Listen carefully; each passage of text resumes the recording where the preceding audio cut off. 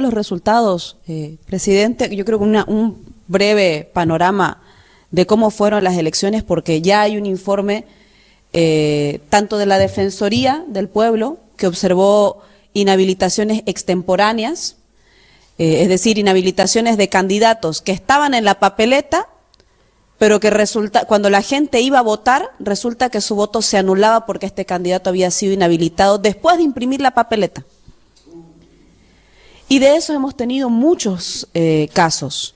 Y también ha existido un informe de la Misión de Observación Electoral de la Organización de Estados Americanos, y aquí tengo la nota de prensa, que también cuestionó el proceso electoral, y cuestionó por varias razones. Una de ellas porque despertaba susceptibilidad, incluso en la Misión de Observación Electoral, que Rodrigo Paz nombre los vocales 2 días antes de la elección, en 4 departamentos, si no me equivoco. Le llamó la atención también que el 75% de los candidatos registrados en la primera etapa fueron inhabilitados. De más de 34.000 postulaciones, el 75% se inhabilitaron. Señaló también estas inhabilitaciones que finalmente hacían que la papeleta no refleje la oferta electoral definitiva, dice la misión de observación de la OEA, con candidatos inhabilitados que aparecieron impresos, pero que luego sus votos fueron contados como nulos. Tenemos casos que usted ha visto, me comentó en Montero, yo tengo anotado también otro aquí en Portachuelo. Y eso hace parte de una serie de irregularidades que la vamos a presentar a continuación de forma muy breve y sintética. Se mantuvo la proscripción del Movimiento Popular de Bolivia. Cuando inhabilitan el caso de Morena, nos inhabilitaron 24 horas antes del cierre de registro de candidaturas. Yo consulté con otros compañeros de otros departamentos, teníamos garantizadas las candidaturas de los 9 departamentos con candidatos a gobernador. Teníamos casi bordeando los 300 municipios que habían sido también ya por registrarse. En Santa Cruz muchos quedaron pegados en sistema, muchos candidatos. Y ahí lo primero extraño fue que el TCE tomó la decisión de oficio, sin que exista una denuncia, de indagar si Morena había presentado o no sus estados financieros de la elección del 2025, elección donde Morena no participó. Pero entonces la decisión política fue proscribir al campo popular. Esa fue una primera etapa de lo que el compañero Evo denominó un genocidio político, cuando hay una eliminación masiva de candidaturas. Pero después esas inhabilitaciones ya se fueron también a acomodar el escenario en la misma derecha. Por ejemplo, tenemos el caso de Mario Cosío, en Tarija. Y ahí casualmente, ese mismo caso, aplicaron de forma distinta la misma regla para facilitar la participación de Luis Revilla en La Paz. ¿En qué consisten estos dos casos? Como todos saben, Mario Cosío se mantuvo fuera del país, él se declaró en el exilio en Paraguay, salió en 2010, volvió ahora en 2025, 15 años, y la norma, claro, decía que uno tenía que residir de forma continua durante los últimos 5 años. Bueno, pero resulta que el Tribunal Electoral decide inhabilitar a Mario Cosío. ¿Por qué? Porque era un candidato opositor a Adrián Oliva, que era el candidato de Rodrigo Paz en Tarija. Esa misma regla de la residencia permanente no se les dio la gana de aplicar de igual forma en La Paz. Tengo ahí una notita de prensa que se la dejé a los compañeros, pero que llamaba la atención porque Revilla en el 29 de enero del 2022, aquí tengo la nota de prensa, se declaró en la clandestinidad denunciando persecución política. Y en el videíto que les dejé a continuación, muestra cómo Revilla públicamente llama a conferencia de prensa. ¿No está? Bueno, Revilla hizo una conferencia de prensa pública en el aeropuerto del Alto diciendo: estoy retornando al país después de 4 años fuera del país. 4 años fuera del país. El tipo se hizo grabar en el aeropuerto internacional del Alto. Y sin embargo, cuando Rafael Quispe impugna su candidatura y dice, este tipo no estuvo aquí los últimos 5 años, ¿por qué es candidato a gobernador? Además de eso, año pasado no votó. Exactamente. ¿Por qué es candidato? Y el Tribunal Electoral le dice, no, usted no ha presentado las pruebas suficientes para que este candidato sea inhabilitado. ¿Por qué? Porque es candidato de patria. A Cosío, que era su adversario político en Tarija, lo inhabilitaron, y a Revilla, que era su candidato en La Paz, lo habilitaron, por la misma razón. Y además de eso, con tantos procesos por corrupción. En ambos casos. El tercer caso es estas inhabilitaciones por el 3%.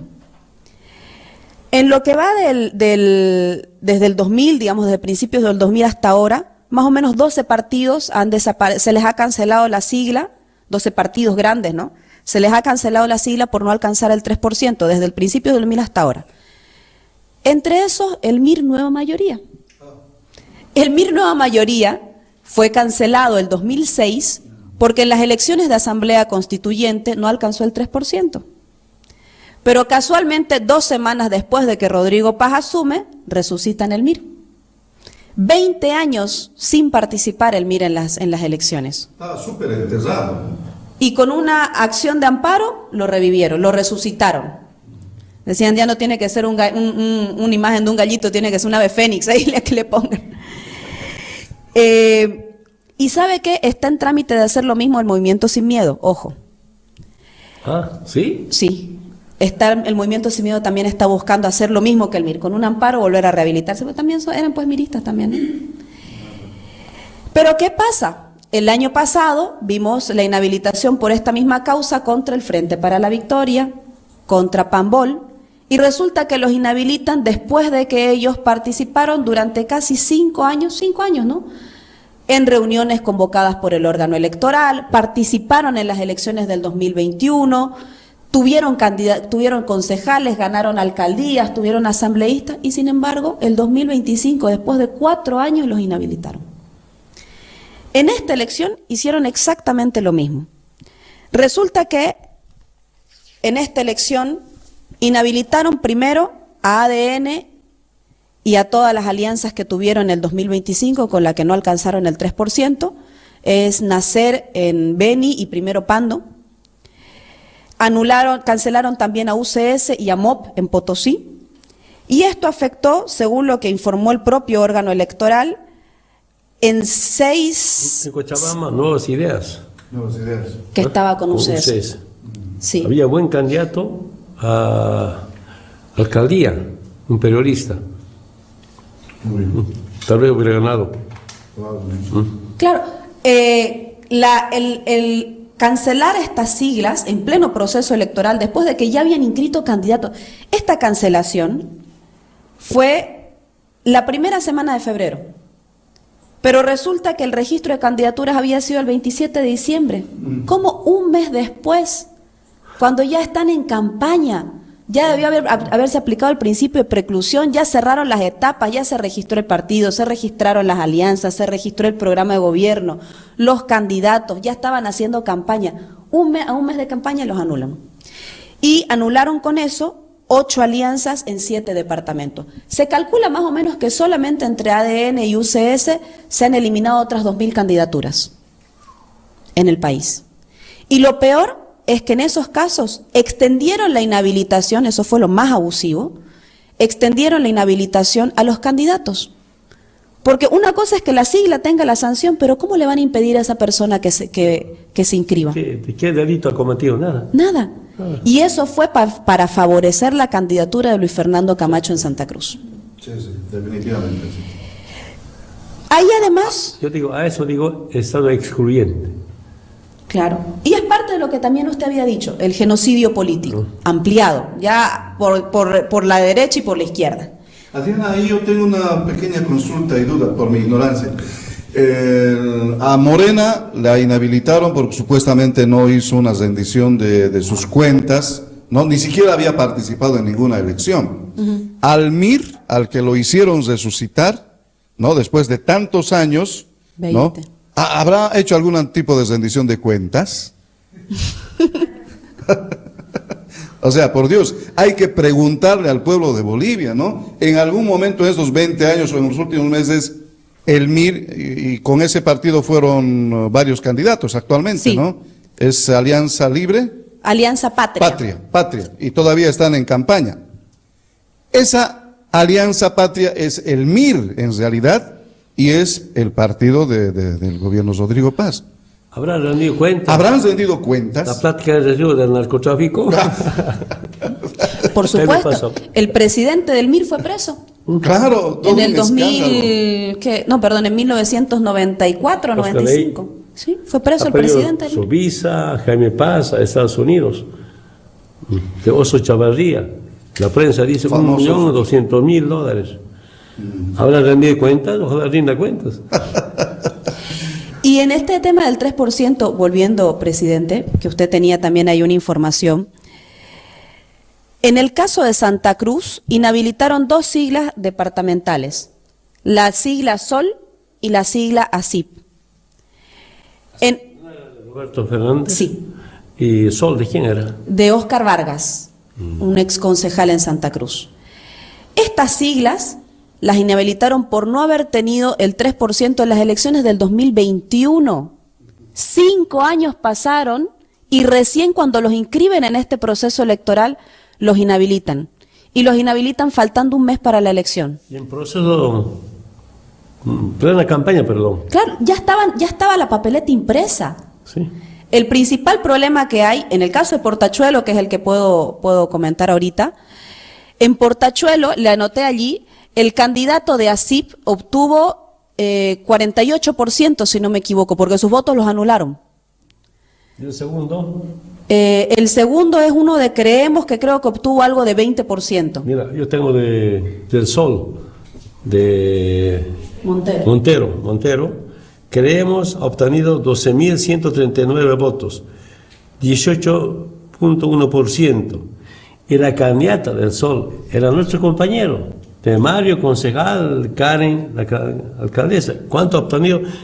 Creemos 12.000 y acá 13.436 votos, 20.1%. Ganador, ganó. Claro. Estaban en la papeleta ya faltando, creo, menos dos semanas, lo inhabilitan a la agrupación ciudadana al Sol, ¿no? Pero lo más interesante, si sumamos votos de la candidata que ganó, más votos nulos, llega a ser más de 22.186 votos. Claro, en Portachuelo es exactamente similar. Igualito, igual. El candidato que inhabilitaron fue casualmente el que ganó. Y hace poco estaban en bloqueo en Portachuelo. Y esto pudo haber pasado en el Alto. ¿Por qué? Aquí viene ya el cuarto y último pero caso. antes de pasar a ver, como los inhabilitados a último momento ganaron, Claro. entonces si el Tribunal Supremo Electoral tuviera autoridad, también ética, realmente, si quieren hacer democracia, en estos municipios tienen que haber otras elecciones. Sí. Otras elecciones. ¿El inhabilitado ganó? Claro. Yo creo que es el único en el mundo esto. Sí. De hecho, por eso tiene observaciones de la misión de observación electoral. Estamos hablando de candidatas. Estamos hablando de compañeros que no estamos inventando estos los datos del Tribunal Supremo Electoral. Claro, porque genera mucha incertidumbre que uno no sepa si su voto va a valer o no va a valer. Usted va a votar por un candidato, mira la papeleta, quiere votar por ese candidato y resulta que no puede, porque cuando marca su voto se anula. Y aquí viene el cuarto y el cuarto caso de exceso ya de inhabilitaciones extemporáneas. El primero fue el departamento de Pando. ¿Qué pasó en Pando? El órgano electoral, el Tribunal Electoral Departamental de Pando, le dijo a la Federación de Campesinos, ustedes pueden usar su sigla para participar en esta elección como si tuvieran una personería jurídica electoral, o sea, como si fuera un partido. La Federación de Campesinos podía presentarse como un partido departamental. De hecho, en Santa Cruz también lo intentaron, la Federación de Campesinos de Santa Cruz. Y resulta que le autoriza el Tribunal Electoral Departamental y lo mismo, inscriben la sigla, inscriben programa, inscriben candidatos, hacen campaña. 4 días antes de la elección, el día jueves, sale una resolución del Tribunal Supremo Electoral inhabilitando a toda la sigla. Más de 160 candidatos inhabilitados en Pando.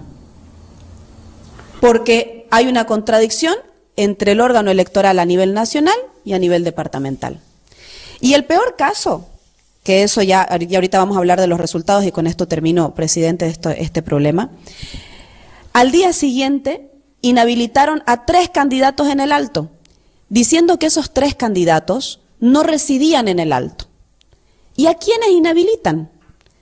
Casualmente inhabilitan a 2 que estaban punteros en las encuestas. Uno de ellos, además, resultó electo, Eliezer Roca. Eliezer Roca fue inicialmente inhabilitado. ¿Cómo se habilitó? Fueron en protesta masiva los del órgano electoral y salió asustado el secretario de Cámara diciendo, no, perdón, pueden objetar la resolución de inhabilitación, podemos restituirle sus candidaturas. Por presión social terminó siendo candidato Eliezer Roca. Pero ¿qué pasó finalmente? ¿Y en qué deriva esto? Y creo que ya con esto ya es más de carácter conclusivo, ¿no? El no tener certidumbre con estas inhabilitaciones extemporáneas, el no tener certidumbre de quién es candidato, quién no es candidato, no solamente le hace daño a los candidatos, no por la plata, no por la estructura solamente que movilizan, sino porque detrás de eso también hay un proceso de construcción política. Y también le genera incertidumbre a la gente. Mire, presidente, este último dato. Como resultado de la proscripción del campo popular, de este genocidio político que usted dice, ahora hay asambleas y consejos fragmentados, pero es así que en 5 alcaldías o 6, si no me equivoco, los alcaldes ganadores tienen 2, 3 concejales oficialistas. A uno. En las provincias, a un concejal cada uno. Sí. Después lo otro es el crecimiento del voto blanco y nulo. El 2021, el voto blanco y nulo estuvo entre el 8%, el 15%. Ahora, el voto blanco estuvo entre el 17 y el 24% en gobernaciones. Y en la alcaldía del Alto llegó al 28%. Y no nos olvidemos, más adelante lo vamos a ver ya en los resultados, que el alcalde del Alto resultó electo con 19% y el voto nulo tiene 28%. ¿Qué se hace ahí? Creo que debería haber otras elecciones. Entonces, eso preliminarmente, antes de entrar en los resultados, presidente. El tema de las gobernaciones y las alcaldías capitales más el Alto. Lo voy a hacer muy rapidito. La primera pregunta en el caso de las gobernaciones es lo que usted decía, si existió o no voto castigo. La siguiente lámina, Mire, en primera vuelta ganaron Pando, Potosí y Cochabamba. Ninguno de esos candidatos es oficialista. Ninguno de esos candidatos es de Patria. Y pasó algo también, ¿no? El gobierno, ser aliado del gobierno, en algunos departamentos fue una tranca. Esa fue la verdadera tranca. Mire, gobernadores en ejercicio como Camacho y Richter en Pando, Papito, ¿no ve? Ellos fueron en alianza con el gobierno y los llevó a la derrota, siendo gobernadores. Entonces, cuando uno hace un cálculo más o menos en esta segunda vuelta, están yendo 6 departamentos a segunda vuelta, en 5 está compitiendo el gobierno en segunda vuelta, pero creo que si hacemos un resumen, digamos, de cuál sería el balance de la participación de Patria, del gobierno, en esta elección a nivel departamental de gobernaciones es, primero, no ganó ninguna gobernación en primera vuelta. En 5 gobernaciones, el voto nulo fue más alto que las candidaturas a gobernadores de Patria. Esas son en la gobernación de Potosí, en Cochabamba, Pando, Oruro y La Paz, sus candidatos tuvieron menos voto que el voto nulo. Las alianzas con el gobierno fueron un perjuicio para gobernadores que buscaron la reelección, como es el caso de Pando y el caso de Santa Cruz. Y además también lo llevó a la derrota Adrián Oliva, que estaba buscando volver a ser gobernador. Es decir, que perdió el eje troncal. Y aquí yo hago una diferencia con nosotros que creo que debe quedar claro. A nosotros nos proscribe el Estado, nos proscribe la justicia, nos proscribe el órgano electoral. A ellos los proscribe el voto de la gente. Y ese es más fuerte. En términos de alcaldía, muy rapidito, presidente, es la siguiente lámina. Lo que se va a ver básicamente va a ser una fragmentación de la representación, lo que usted decía, hay municipios donde hay un concejal para cada fuerza política. Es cierto lo que usted decía en La Paz, obtuvo más votos cuando tenía el apoyo de Evo Pueblo, del MAS, el candidato Dockweiler, y ahora ganó por la fragmentación. Porque cuando uno mira su consejo, de 11 concejales, ¿cuántos tiene? 3. ¿Cómo va a poder gobernar con eso? Esa situación de tener 3, 2 concejales sucedió en La Paz, en El Alto, en Potosí, en Oruro y en Sucre. Esos municipios capitales tienen entre 2 a 3 concejales máximo. ¿Qué gobernabilidad va a existir ahí? De esos, uno de los que más tiene después es Cobija, ¿no?, que tiene 5 concejales. En el voto nulo fue superior al 12% en 6 alcaldías capitales, arrasó El Alto, como decíamos, con 29. Ahora, nos preguntamos a nivel de alcaldía si también existió voto castigo para Patria. Y sí, Patria solamente ganó la alcaldía de Trinidad, es decir, de las 9 alcaldías capitales más El Alto, solamente ganó Trinidad. En 7 alcaldías capitales el voto nulo fue mayor al candidato al candidato oficialista, en 7. Otro voto castigo. Claro, y ahí también fue un perjuicio pues para los alcaldes. ¿Cómo va a quedar el candidato del gobierno en Santa Cruz en 4º, 5º lugar? No se entiende. Y eso que Mamén tuvo más del 70%, nosotros quedamos en 3er lugar. Ellos quedaron en 4º, 5º lugar. Entonces, ese es el resultado en realidad de la proscripción política, de la manipulación política de la elección, de estas inhabilitaciones masivas que se hicieron, y ratifico eso, ¿no? Eso de intentar proscribir con justicia algo que ellos no pueden conseguir con el voto. La gente no les dio el voto efectivamente, y aquí funcionó y fue efectivo el voto castigo al gobierno.